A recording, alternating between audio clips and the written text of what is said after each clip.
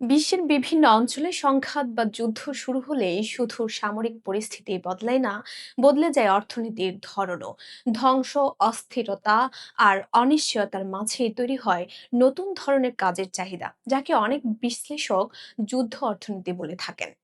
এই পরিস্থিতিতে হঠাৎ করে শ্রমিকের চাহিদা বেড়ে যায় এবং সেই জায়গাগুলোতে বাংলাদেশি সহ বিভিন্ন দেশের কর্মীদের নিয়োগ বাড়ছে বলে জানা যাচ্ছে। বিস্তারিত ফারজানা মিথিলার প্রতিবেদনে।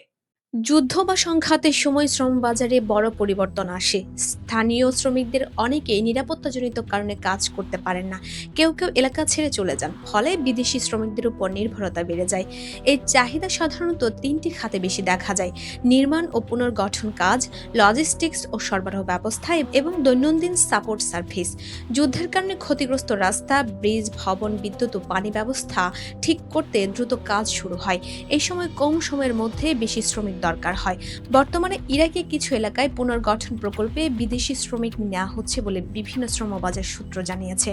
একইভাবে লিবিয়াতেও তেল ও অবকাঠামো খাতে কাজের সুযোগ তৈরি হচ্ছে, যদিও পরিস্থিতি পুরোপুরি স্থিতিশীল নয়। সরাসরি না হলেও আশেপাশের দেশে কাজের সুযোগ বাড়ছে, যেখানে কিছু বাংলাদেশি শ্রমিক যুক্ত হচ্ছেন।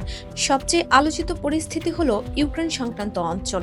যুদ্ধের কারণে দেশটির ভেতরে কাজ কঠিন হলেও পাশের দেশগুলো, বিশেষ করে পোল্যান্ড ও রোমানিয়ায় লজিস্টিক্স, গুদামজাতকরণ এবং সাপোর্ট সেক্টরে শ্রমিকের চাহিদা বেড়েছে। এই কাজগুলোর সঙ্গে যুদ্ধ অর্থনীতির সরাসরি সম্পর্ক রয়েছে। ইন্টারন্যাশনাল লেবার অর্গানাইজেশনের মতে, সংঘাতপূর্ণ অঞ্চলে শ্রমিকের চাহিদা হঠাৎ বাড়লেও কাজের পরিবেশ অনেক সময় অনিরাপদ থাকে। চুক্তি, বেতন এবং নিরাপত্তা সবকিছুই অনিশ্চিত হতে পারে। আরেকটি গুরুত্বপূর্ণ দিক হলো, সব বাংলাদেশি শ্রমিক সরাসরি যুদ্ধক্ষেত্রে কাজ করেন না। অনেকে তৃতীয় দেশের মাধ্যমে নিয়োগ পান। বড় আন্তর্জাতিক কোম্পানি বা সাব কন্ট্রাক্টরের মাধ্যমে তারা নিরাপদ এলাকায় কাজ করলেও সেই কাজের সঙ্গে যুদ্ধ অর্থনীতির সংযোগ থাকে। ইন্টারন্যাশনাল অর্গানাইজেশন ফর মাইগ্রেশন জানিয়েছে, সংঘাতপূর্ণ অঞ্চলে কাজ করা শ্রমিকদের জন্য ঝুঁকি বেশি। হঠাৎ পরিস্থিতি খারাপ হয়ে গেলে কাজ বন্ধ হয়ে যেতে পারে, এমনকি নিরাপত্তা ঝুঁকিও তৈরি হতে পারে।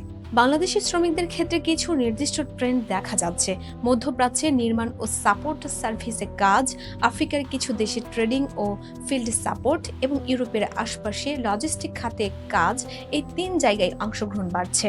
তবে এর পাশাপাশি বড় একটি সমস্যা হলো দালাল চক্র। যুদ্ধ পরিস্থিতির সুযোগ নিয়ে অনেক সময় অতিরিক্ত বেতনের লোভ দেখানো হয়। বলা হয় ঝুঁকি আছে, কিন্তু আয় অনেক বেশি। এর প্রলোভনে পড়ে অনেকে যাচাই না করে এই সিদ্ধান্ত নিয়ে ফেলেন। বিশেষজ্ঞরা বলছেন, এই ধরনের নিয়োগের ক্ষেত্রে সবচেয়ে বেশি সতর্ক থাকতে হবে। চুক্তি কি অফিসিয়াল? কোম্পানি কি নিবন্ধিত? কাজের জায়গা কতটা নিরাপদ? এসব না জেনে গেলে বড় বিপদ হতে পারে। আরেকটি বিষয় হলো মানসিক চাপ। যুদ্ধের কাছাকাছি এলাকায় কাজ করলে ভয়, অনিশ্চয়তা এবং চাপ সব সময় থাকে। অনেক শ্রমিক এই মানসিক চাপের জন্য দীর্ঘমেয়াদী সমস্যায় পড়েন। তবে ইতিবাচক দিকও আছে। কিছু ক্ষেত্রে এই কাজের মাধ্যমে বাংলাদেশি শ্রমিকরা ভালো আয় করছেন, পরিবারকে সহায়তা করতে পারছেন, অভিজ্ঞতাও বাড়ছে, যা ভবিষ্যতে কাজে লাগতে পারে। সব মিলিয়ে যুদ্ধ অর্থনীতিতে শ্রমিকের চাহিদা বাস্তব এবং তা দ্রুত বাড়ছে। বাংলাদেশেরও সেই বাজারে ধীরে ধীরে যুক্ত হচ্ছেন, সরাসরি বা পরোক্ষভাবে। কিন্তু এখানে বড় প্রশ্ন, এই সুযোগ কতটা নিরাপদ? শেষ পর্যন্ত সিদ্ধান্ত নেয়ার আগে বাস্তবতা বোঝা জরুরি।